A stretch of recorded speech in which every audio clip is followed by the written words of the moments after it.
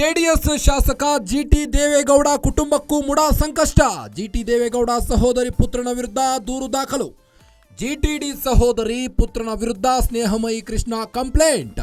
ಮುಡಾದಿಂದ 50-50 ಅನುಪಾತದಲ್ಲಿ ಸೈಟ್ ಹಂಚಿಕೆ ಆರೋಪ. ಜಿಟಿಡಿ ಸಹೋದರಿ ಪುತ್ರನ ವಿರುದ್ಧ ಸ್ನೇಹಮಯಿ ಕೃಷ್ಣ ದೂರು.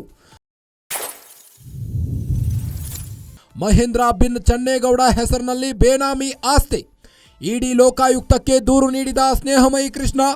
ಜಿಟಿ ದೇವೇಗೌಡರ ಹೆಸರಿನಲ್ಲಿ ಬೇನಾಮಿ ಜಮೀನು ಖರೀದಿ. ಹೆಸರಿನಲ್ಲಿ ಬೇನಾಮಿ ಜಮೀನು ಖರೀದಿಸಿ ಪರಿಹಾರ ನೀಡಿಲ್ಲ.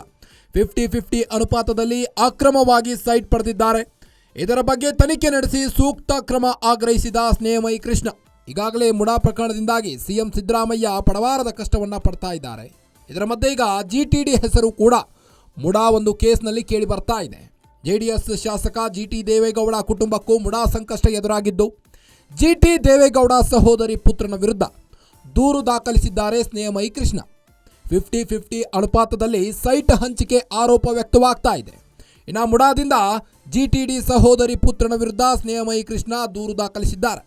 ಮಹೇಂದ್ರ ಬಿನ್ ಚನ್ನೇಗೌಡ ಹೆಸರಿನಲ್ಲಿ ಬೇನಾಮಿ ಆಸ್ತಿಯನ್ನ ಮಾಡಲಾಗಿದೆ. ಇಡಿ ಲೋಕಾಯುಕ್ತಕ್ಕೆ ಸ್ನೇಹಮಯಿ ಕೃಷ್ಣ ದೂರು ನೀಡಿದ್ದಾರೆ. ನಿನ್ನೆ ಸಿಎಂ ಸಿದ್ದರಾಮಯ್ಯ ಅವರ ಪತ್ನಿಗೆ ಒಂದು ಬಿಗ್ ರಿಲೀಫ್ ಅಂತಾನೆ ಹೇಳ್ಬೋದು. ಮುಡಾ ಸಂಕಷ್ಟದಿಂದ ವಾದ ಪ್ರತಿವಾದವನ್ನು ಆಲಿಸಿದ ನಂತರ ಧಾರವಾಡ ಹೈಕೋರ್ಟ್ ಕೊಂಚ ರಿಲೀಫ್ ನೀಡಿದೆ ಸಿದ್ದರಾಮಯ್ಯ ಕುಟುಂಬಕ್ಕೆ. ಈಗ ಇದರ ಮಧ್ಯೆ ಜಿಟಿಡಿ ಸಹೋದರಿ ಪುತ್ರನ ವಿರುದ್ಧ ಸ್ನೇಹಮಯಿ ಕೃಷ್ಣ ದೂರು ದಾಖಲಿಸಿದ್ದಾರೆ. ಜಿಟಿ ದೇವೇಗೌಡರ ಹೆಸರಿನಲ್ಲಿ ಬೇನಾಮಿ ಜಮೀನು ಖರೀದಿ ಮಾಡಲಾಗಿತ್ತು. ಹೆಸರಿನಲ್ಲಿ ಬೇನಾಮಿ ಜಮೀನು ಖರೀದಿಸಿ ಪರಿಹಾರ ನೀಡಿಲ್ಲ ಎಂಬುದಾಗಿ ಆರೋಪ ವ್ಯಕ್ತವಾಗ್ತಾ ಇದೆ. 50-50 ಅನುಪಾತದಲ್ಲಿ ಅಕ್ರಮವಾಗಿ ಸೈಟ್ ಪಡೆದಿದ್ದಾರೆ. ಇದರ ಬಗ್ಗೆ ತನಿಖೆ ನಡೆಸಿ ಸೂಕ್ತ ಕ್ರಮ ಆಗ್ರಹಿಸಿದ ಸ್ನೇಹಮಯಿ ಕೃಷ್ಣ.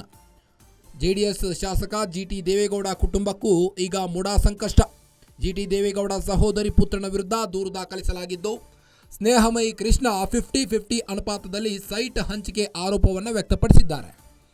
ಮಹೇಂದ್ರ ಬಿನ್ ಚನ್ನೇಗೌಡ ಹೆಸರಿನಲ್ಲಿ ಬೇನಾಮಿ ಆಸ್ತಿಯನ್ನು ಮಾಡಲಾಗಿದೆ. ಇಡಿ ಲೋಕಾಯುಕ್ತಕ್ಕೆ ದೂರು ನೀಡಿದ ಸ್ನೇಹಮಯಿ ಕೃಷ್ಣ, ಜಿಟಿ ದೇವೇಗೌಡರ ಹೆಸರಿನಲ್ಲಿ ಬೇನಾಮಿ ಜಮೀನು ಖರೀದಿಯಾಗಿದೆ. 50-50 ಅನುಪಾತದಲ್ಲಿ ಅಕ್ರಮವಾಗಿ ಸೈಟ್ ಪಡೆದಿದ್ದಾರೆ. ಇದರ ಬಗ್ಗೆ ತನಿಖೆ ನಡೆಸಿ ಸೂಕ್ತ ಕ್ರಮ ಆಗ್ರಹಿಸಿದ ಸ್ನೇಹಮಯಿ ಕೃಷ್ಣ. ಜಿಟಿಡಿ ಸಹೋದರಿ ಪುತ್ರನ ವಿರುದ್ಧ ಸ್ನೇಹಮಯಿ ಕೃಷ್ಣ ದೂರು ದಾಖಲಿಸಿದ್ದು, ಇಡಿ ಲೋಕಾಯುಕ್ತಕ್ಕೆ ಸ್ನೇಹಮಯಿ ಕೃಷ್ಣ ದೂರು ನೀಡಿದ್ದಾರೆ.